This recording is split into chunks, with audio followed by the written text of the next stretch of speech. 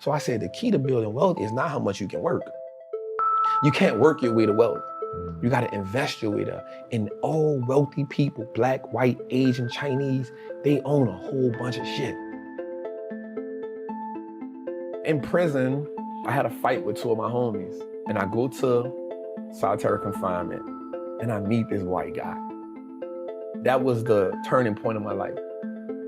I get in a cell with him, and I'm frustrated, like I'm kind of bust up. And he sees me, and I guess he's in awe of the idea of so many Black people are in this position. He says something to me, he says, man, y'all playing the wrong game. Y'all don't even know it's a game. And so when he tells me that, I'm like it's something about when you mad and you in the moment, but like something, when it makes sense, it hits you like a ton of bricks.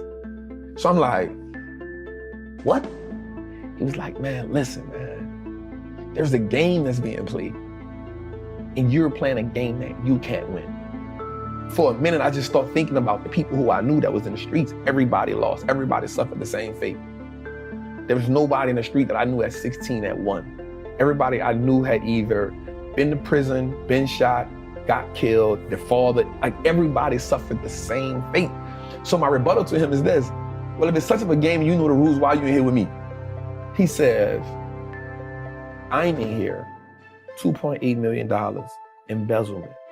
I paid $800,000 restitution. I kept $2 million. Have you ever seen $2 million? I'm like, man, get the fuck out of here. You fucking lying. So one thing about prison and in jail, you can show your paperwork. Like, you can lie all you want, but your paperwork tells me. So I said, let me see your paperwork then. He showed me his paperwork, and it's right there in black and white. And immediately he got my attention. The first three things was, he said, listen, man, wealthy people do three things, man. They stop trading time for money. They make their money work for them. And they give as much value to people as they can. The people who aren't wealthy is because they don't own nothing. You only have your money sitting in cash. If your money is just sitting in cash, realistically, you're becoming poorer every day. Right. Or they own depreciating assets. And that's what cash is. It's a depreciating asset, because the more money they print, the more money that money loses value. So if it's just sitting, it's the reason why the bank wants you to have your money there. So they can take it and use it and invest it so much and be like, hey, it's just sitting, I'm gonna give you 50 cents on whatever you had in there. And so the idea of ownership was, yo, we can just start owning everything that we, no matter if it's just a stock. Like, that's powerful, because if you can start owning the businesses that you now consume every day, you turn a one-time transaction to a lifetime of profit. And that was major for me, because if I go to the store and buy a pair of Nikes, that's a one-time transaction. In order for me to get something from them again, I gotta come back and buy another pair of Nikes. But if I own the Nike stock, long as I own it, it's a profitable vehicle for me. So that one-time transaction can become a lifetime of profit if I own that business. The reason why people think wealthy people or people with money are sinister is because that's what you kind of taught in the hood.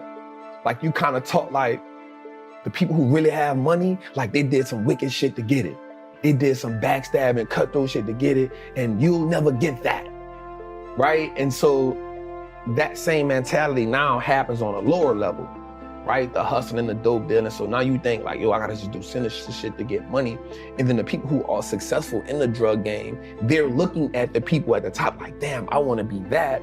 But the people at the bottom will never get a taste of that. And so now we just kind of living off ambition. And so now the people who are in the middle who working, they're like, oh, them people with money, they all crooks. Because being at the bottom teaches you to envy people at the top. It just happens. It's something that brews down there, right? It's kind of like when you cook. I don't know if you had gumbo before, right? But it's kind of when you cook food, right? The base goes to the bottom. And so most people live in that bottom, never knowing how they'll get up there. Like, most people look at the stock market, 98% of the people who I know look at the stock market and say, yo, that's not a game I can play. I'm staying away from it. And so the way it's set up is, the world is set up, well, listen, cool, I don't even want you to play it. Just give me your money, I'll play it for you. So when we look at like banks, like we understand that banks don't necessarily work in our favor.